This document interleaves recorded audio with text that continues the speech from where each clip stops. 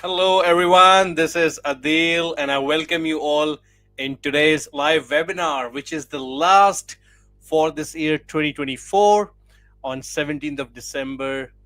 And there are some really key things that I want to share with you. I'm really excited because I'll be giving away not just tips around buying properties, but I will also be sharing some key interesting areas where I personally will be looking to buy, not just for myself, but also for our clients in 2025. So, some of the key areas that we have shortlisted for 2025 purchases for our clients, I'll be sharing those with you as well. So, please stay tuned, please watch till the end. And if you are joining us live, let us know, give us a hello, let us know your presence, leave us a comment, give us a shout out. And if you're watching the recording, also please provide your feedback. We would be keen to hear that. So, without any further delay, I will just quickly bring this up. Uh, there we go. So, okay, that sounds kind of good. So, if you have any questions, guys, please feel free to put your questions into the chat at any time. As we mentioned earlier, as we announced as well, this is our Christmas special.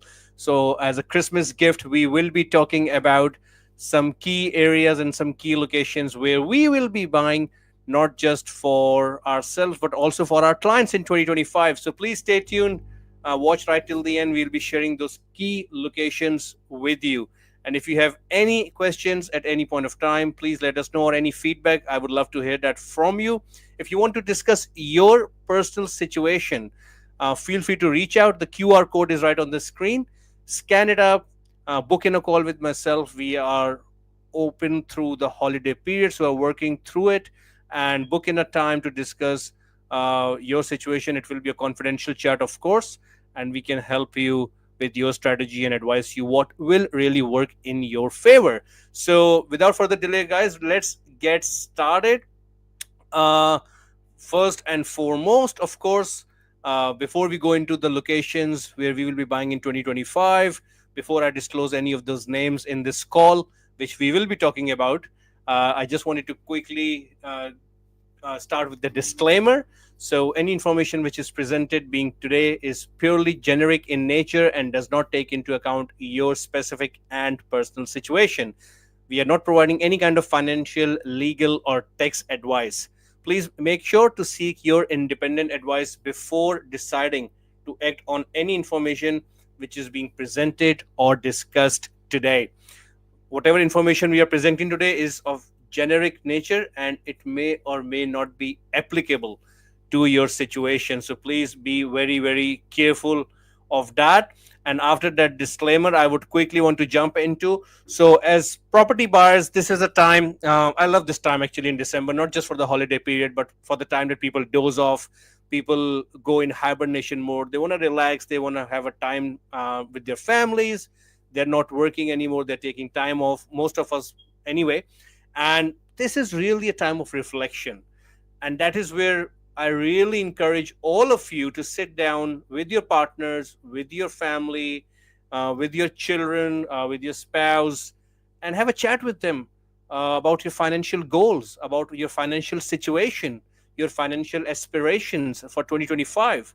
Because guess what? Most of the time, we never get the time to do that.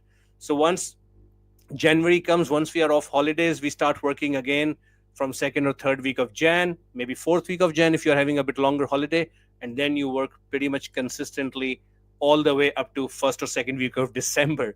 And that's like a non-stop mode for most of the Aussies. So please use this time to not just have a peaceful, restful break, but also sit down with your family, assess your goals, assess your family situation, and see where you want to go financially as well, because that's extremely important in my view. And you don't really get this time throughout the year. So that's why we are calling it a Christmas special.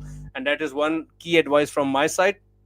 Also, please, as a property buyer, I would suggest uh, don't. These are the few very quick tips.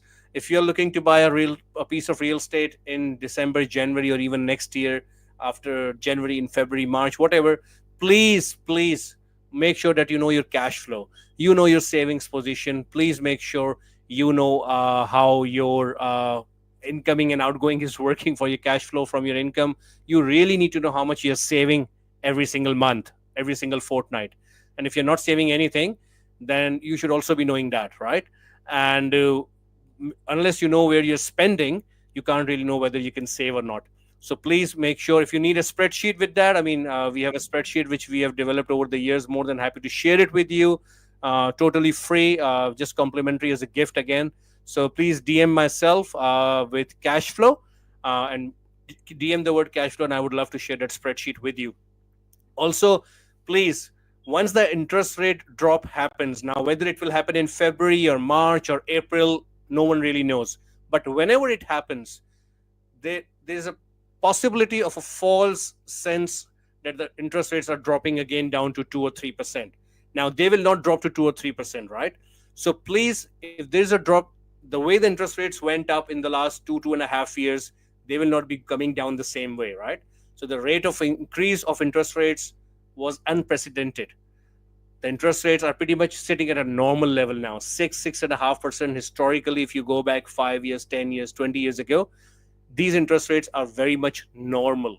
Okay, now we are not used to it, but again, once the interest rates start going down, please don't get the false understanding or a false assumption that now you can go to the bank and start leveraging and buying whatever you like. Because guess what, once the interest rates go down, your borrowing capacity goes up. And if there are two rate cuts, hypothetically speaking, across 2, 3, 4 months, doesn't necessarily mean that you will have 3 or 4 more rate cuts by the end of next year. So please don't anticipate a sharp fall in interest rates, because that can give you a false sense of over borrowing or over leveraging, which will be a disaster. We saw a lot of people going through that disaster who had no strategy and they just over leveraged in 21, 22. Ultimately, what that resulted in was that they had to get rid of their properties within the first 12 to 24 months. And I don't want any one of you to be doing that, please. So whatever you buy, just make sure you don't over leverage. Don't anticipate a sharp fall in interest rates. Also, please be very careful when you are assessing your cash flow. The third point is kind of related with the first one. A lot of times, what used to be luxury for us, now we feel that as a necessity. And that's true for myself. I mean, uh, I'm not excluded from this list. So whatever used to be more of a necessity, more of a luxury for us, now with time, slowly, when our incomes go up, once we are earning more money, suddenly our list of necessities also increase. So make sure you're not falling prey to that, because that essentially means you are spending more on your lifestyle. There's no harm in doing it. Keep doing it. I mean, as long as you're doing in a justified manner, as long as you're keeping track of it, and it's really a necessity in your view, keep doing it. I mean, there's no harm in spending on yourself, but be sure to differentiate between a luxury and a necessity. That was my tip as well if you're looking to buy anything in 2025, because guess what? Interest rates will soften up a little bit, but they will not really come down to 2 or 3% again anytime soon. That's what I can tell you. So please be very careful with that. Okay, so guys, so now I have that Christmas gift that I've been talking about, and sit up and please listen to it now, because this is something very, very interesting, which I'm sure you would have been waiting for. So again, the do's are also the same: having a property strategy, having your cash savings in place, and educating yourself around property market if you want to get into property. That is absolutely key.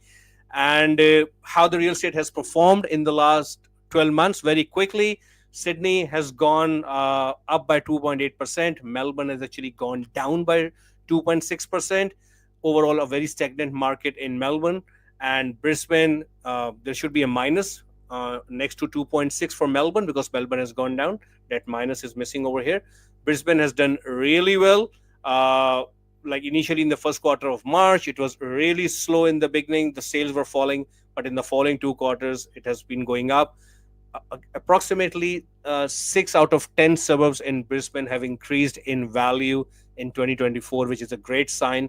And it makes Brisbane to be a really good performing market in 2025 as well. The only challenge is that the price point is now sitting at around 900K, $1 million, right? So that's the only challenge in Brisbane, especially in affluent suburbs. That's the minimum price point you're looking at for a standalone house. Adelaide has been doing amazingly well. The sales data has been really huge In the June quarter, the sales have been up, and maximum since mid of 2022. So even though the interest rates have been going up, but Adelaide has been performing. And in June quarter this year, it has really crossed a lot of sales, which is an indication that the demand is high. When the sales are rising in an area, in a city, in a suburb, in a council, that is an indication that the demand is rising, which eventually leads to increase in prices as well. So Adelaide will, again, it's as per the data we are looking at, we don't recommend people buying in Adelaide until they have a certain requirement, because it has already grown by 40, 50, 60%, in some cases even 70% for some suburbs. So again, I would not recommend you to be buying in Adelaide right now unless you have a certain situation. Perth, again, 20% growth in the last year. I mean, you all know that. I don't have to explain that again. But now what we are seeing is that the houses have gone to like 700, 800, 900K price point, and the units are following.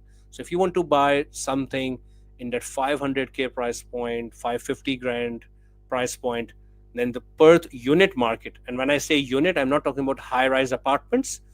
I'm talking about those townhouses, those 4, 5, 6, 7 townhouses on a big block of land, where they are the next type of asset after houses, which go up in value typically.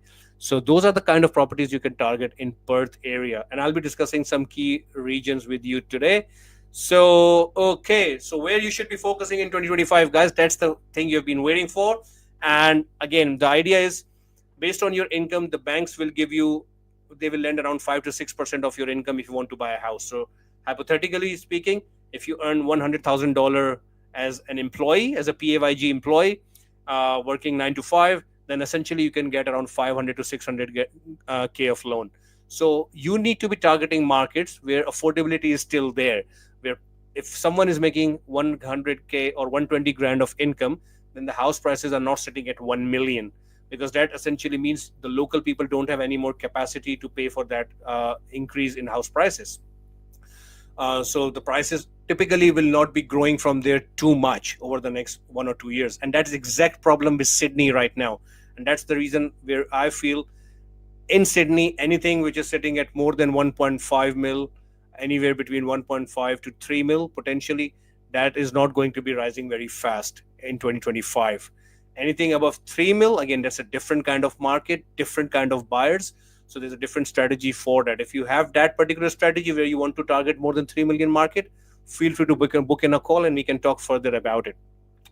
Again, areas where you have not just affordability, but you have multiple employment opportunities, that's what we recommend you to be targeting, where the economy is not reliant on just one particular job sector. You have government jobs, you have construction jobs, you have professional jobs, you have government sector working as well, you have private sector in there, you have education, you have healthcare, hospitals, medical facilities. So you have to be targeting those kind of areas, and of course rising population. So where the population has been rising or will be rising in the next 2 to 3 years, those are the areas you need to be in right now. And I'm now going to be sharing those areas with you, which are affordable, which have multiple employment opportunities, and which have rising population, as 3 key metrics where people can make money in 2025 using property. So first of all, if you are surprised, the first location I'm talking about is Melbourne. Yeah, how many of you thought that Melbourne is dead, right? Now Melbourne, I'm not talking about all of Melbourne, I'm talking about a particular council, which is Frankston. Now Frankston data is all there. Just a very quick recap. It's going through a lot of infrastructure projects. It is a seaside area, and with its proximity to the beach, it's still very, very affordable. So the price points are around 600, 700K.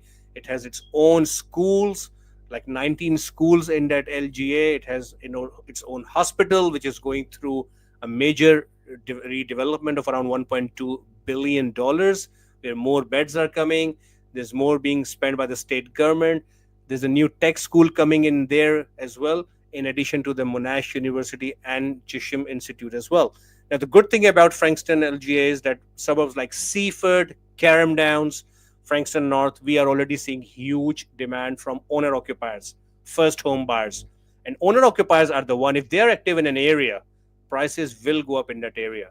because these are the people who are fighting blood and sweat to buy a piece of property, piece of land in a particular region. So if they are active, that is a very good indication for you to be buying in those areas as a property investor, because we believe that is where the prices will be going up, and it is supported by a really good diverse economy and its proximity to the Melbourne CBD as well. So it's like 20 to 30 minutes from the Melbourne CBD, which is quite close for most of Frankston. So that is the first hotspot I would like to suggest to you if you're looking to buy in 2025. Make sure you don't ignore that one. The next one is in Perth, out all the way towards the west. Now, a lot of people say Perth boom is done and dusted. It's no more happening, but there are certain regions which are still doing well and expected to do well over the next 12 to 18 months. And Belmont is one of them. Now, Belmont is close to the CBD, and on the western side, it has the Perth CBD. On the eastern side, it has Perth Airport, which is the fourth busiest airport of Australia based on the volumes, where 14 million plus passengers travel across through that airport every year, and that airport is also going through a major development. Now, some of the suburbs in Belmont, just because of its proximity, they attract high quality renters. They attract professionals who live over there who are willing to pay higher than the market rent. And in the last 12 months, rents in some of these suburbs have even gone up by 20%. So easily in places like Escort, Kewdale, you can easily get rents of 700 per week, 750 per week, even in some cases up to 800 per week for a house. And units are also not far behind. So some of the units in these suburbs are also renting out very, very well. So if you're looking to buy something around Belmont area, if you have a budget of around 800K, potentially it can be a really good buy over there. Plus, I would also suggest, if you want to stick with around 600 or 550 grand budget, then you can potentially target townhouses, because as I said before, once standalone houses go up in value too much for a suburb and they become unaffordable for the local population, the automatic choice for the local people is their attention from standalone houses turns towards townhouses. Townhouses which are built on like 800, 1000, 1500 square meter block, 3, 4, 5, 6 townhouses only. Those are the kind of projects I'm talking about. So focus on those projects because they are going to be in high demand, and that is where you can make good money, especially in Belmont area. Yeah, this is still very affluent and this is still quite affordable, right? So you can see the details of the projects on the slide. I don't want to run through all of that. So this was our second area of interest, which I would recommend if you want to have a look at that, if you want to buy something in 2025. Regional New South Wales. Now, this has not come up a lot in our discussion recently, but a couple of areas I want to talk about, which are not very different, but they're quite adjacent to each other, which is Albury and Wodonga. And they're major employment hubs, major regional centers between Sydney and Melbourne. If you have driven past M1 motorway, definitely you pass through Albury, Wodonga. They house more than 50,000 jobs, so they're proper regional centers. They have government jobs in there. They have professionals working over there. Even actually, the percentage of professionals in these two cities is much higher than other trade workers, which is an indication that these are stable employment markets. Public administration jobs are there. There are safety jobs, construction jobs. Agriculture is thriving over there. There are major hubs of some companies over there who are offering hundreds of jobs to the local people. So they have TAFE campuses over there. They have a couple of university campuses for Charles Sturt University and La Trobe as well. They have their campuses. The unemployment rate, now that is an important metric, that has dropped from 4.6 to 4.4%. And what that means is that means the economy is doing really well. So the unemployment has actually dropped for Albury in the last 12 months. And the good part is that for suburbs like Albury North, Levington, you can still snap up deals for around 500K. And I'm talking about standalone houses. So, I mean, Levington is one of the key areas we have been looking at, and we have been buying in there as well. So that is one of the areas as well. The growth may be a bit slow in these areas because they are long time performers. It's not like they will grow by 15, 20% in the next 12 months, but they are consistent performers over the years because they have a very consistent economy, consistent population. People want to live over there. All the amenities are there, multiple schools, healthcare, colleges, universities, you name it, right? Shopping centers and precincts and everything. So if you want to be looking to buy anything around 500k budget and you want to stick with New South Wales, then Albury Wodonga for 500, 600k price point is really good for houses in the long term growth. Okay, moving on, regional Queensland. How can we miss regional Queensland? That is one of the areas we have been buying the most in 2024, and we don't see that changing much, even though we believe that some of the hotspot areas are slightly moving. So previously we were buying a lot in Rockhampton, in Bundaberg area. Then Bundaberg kind of slowed down after that. Rockhampton has kind of pretty much matured. So I would not really suggest you to be buying in Rockhampton or Bundaberg at this point. If you want quick capital growth over the next 2 to 3 years, they are not the perfect markets for that. But another market which has been shaping up is Gladstone market. Now, Gladstone historically has been known for heavily being dependent on resources sector, and which is true as well. So it is highly dependent on resources sectors and on industries which support mining. So there's no direct mining that happens in Gladstone, but a lot of jobs over there regarding refineries and processing and all that kind of stuff, which supports the mining industry, which is not actually in Gladstone. It is located outside of Gladstone, but the economy indirectly is dependent on resources sector. So you have to be careful. It's a bit riskier market, but I personally own a property in Gladstone myself, and it has done really well in the last couple of years. It has gone up by like 30%. Really, really good growth. I bought it for like 380 grand. It is currently sitting for like 490 in the last 2 years. So I have no, I mean, I'm pretty happy with that, but it is a bit riskier market. And what I mean by risky is, yes, it can potentially grow by 10-15% in the next 12-18 months. But because it is highly dependent on resources sector, when the resources start to slow down potentially, that is when the market can really slow down and get impacted by that, the property market, I'm saying. So be very careful. If you're buying in Gladstone, just be careful and be mindful of that long-term risk as well. It may be good for short-term growth, but long-term, it may not be well suited for your risk appetite if you don't want to take that much risk. If you want to take that risk, then that's perfectly okay in that scenario. Other area in regional Queensland which is showing signs of some good potential growth over the next 12 months is Sunshine Coast. Now, Sunshine Coast, known for its lifestyle, has done really well from 2018 up to like 2022. It has done remarkably well. A lot of people from Brisbane moved over there. It's like hour and a half from Brisbane. A really nice place to live in. Noosa Council and Sunshine Coast itself, the house values have gone up to like 900, 1 million in some of these areas. But they kind of slowed down in the last 2 years. Now they've started to show some recovery.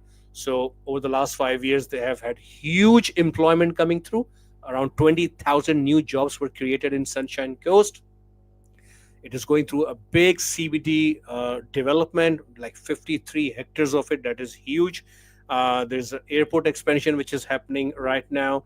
The Olympics, because of Olympics of 2032, new infrastructure is coming into Sunshine Coast as well, which will impact the property market positively. It will not have a major impact because there's not really huge infrastructure development happening because of Olympics. A lot of existing facilities will be reused as per the state government's decision on that.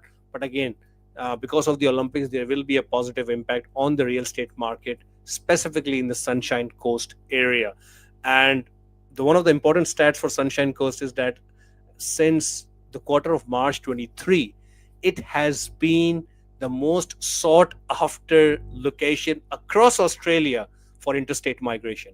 So no other location in Australia has had the same amount of migration as Sunshine Coast over the last 1.5 years. So that tells you how much popular is this location itself is, and how many jobs and how many employment and educational facilities it is providing for young families. So that is where I wanted to share this with you. Again, there are heaps of other markets as well. This is not the end of the world. There are heaps of other areas we'll be buying in, but I just wanted to share a few of them which were interest to me, and I wanted to share with you as a gift on this Christmas, as today is the last session we are doing, and we will be meeting again in the New Year's in second week of Jan. So that is when we will have our session. So I just will quickly announce the date as well for you, or we will announce it through our socials. But I just wanted to share that with you. And without any further delay, guys, if you have any questions, if you have any feedback, feel free to post that in the comments.